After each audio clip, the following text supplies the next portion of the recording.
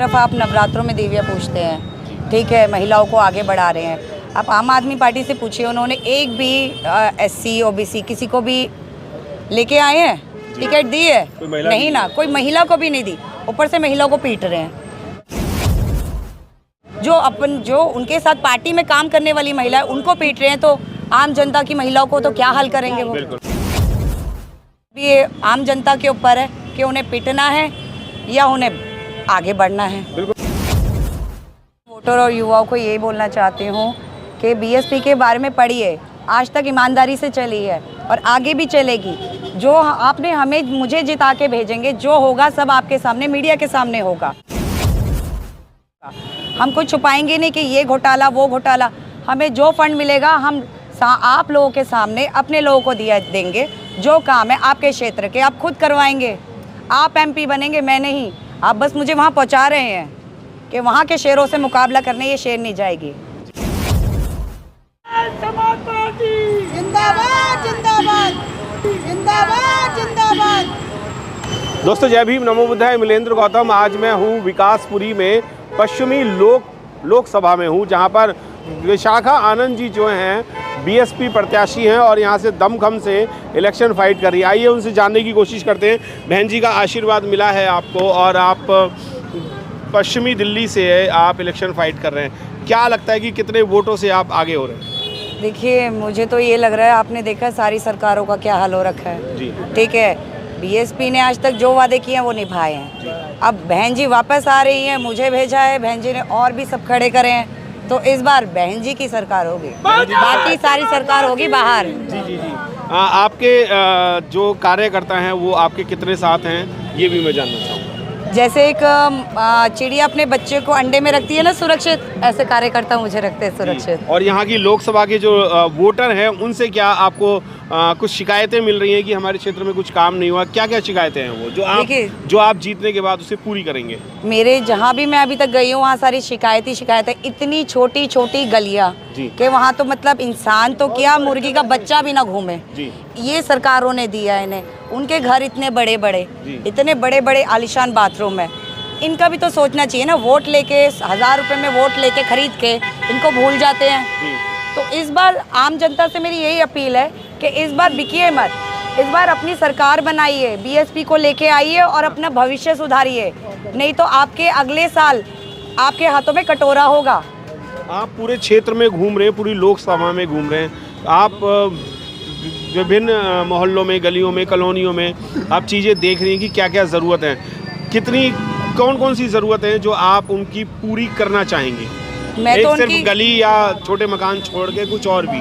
मैं उनकी सारी ज़रूरत पूरी करना चाहती हूँ। मैं उनके वो सपने पूरे करना चाहती हूँ जो वो देखने से भी डरते हैं जी। इस बार वो सपने भी देखेंगे और उम्मीद भी होगी कि उनके सपने पूरे होंगे जी। क्योंकि इस बार बीएसपी की सरकार आएगी तो उनके सारे सपने पूरे होंगे। उनके बच्चों को नौकरी मिलेगी। कब तक मुफ्त की ज़िंदगी जिएंगे? खुद मेहनत करने वाले लोग हैं हम। बहुजन समाज पार्टी हर एक गरीब मेहनत करके अपना पेट पालता है।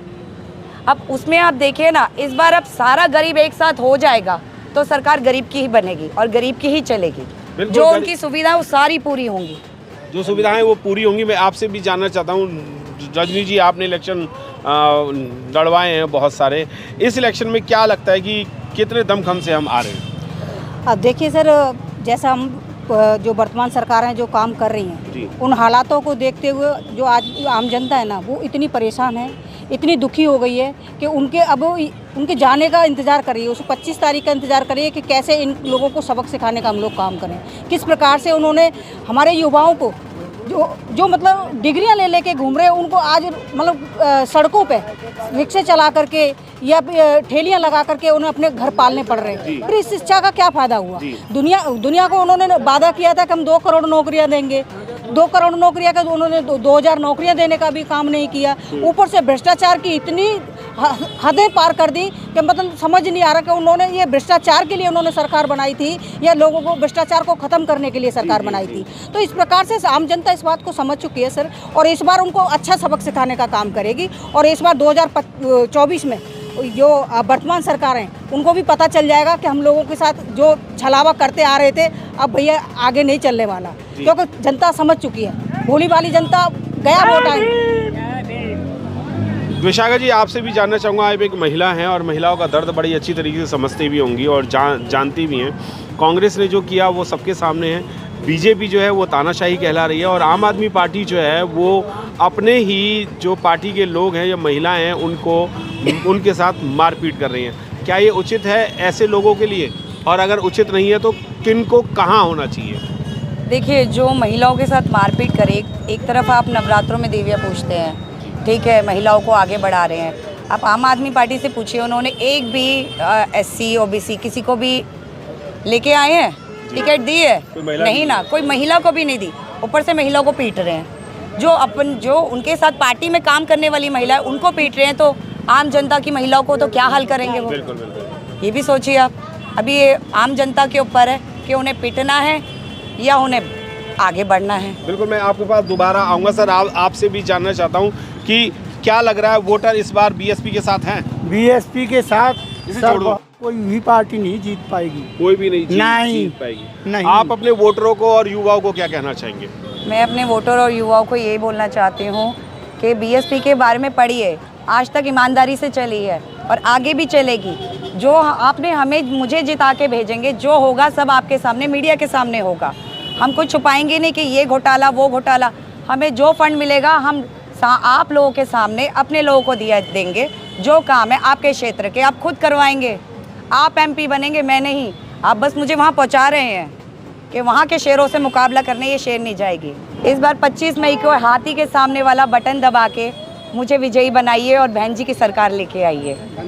बिल्कुल, विशाखा आनंद जी का ये कहना है कि बहन जी को ही लाना है। अगर जैसे यूपी में शासन बहन जी का था बहुत ज़बरदस्त तरीके से और काम भी बहुत सारे हुए थे, इस बार अगर दिल्ली में अगर बहन जी की सरकार आती है तो आप जानते ही हैं कि यूपी में किस तरीके से हुआ था। आने वाली 25 तारीख को हाथी पे वोट करके बहन जी को लेके आएँ। आप बहन जी को नहीं, इनको ही नहीं, अपने आप को लेके आएंगे। आपकी जीत बहन जी की जीत है। जय भीम, नमो बुद्धाय। मिलेंद्र गौतम, विकास। जय जय जय भीम।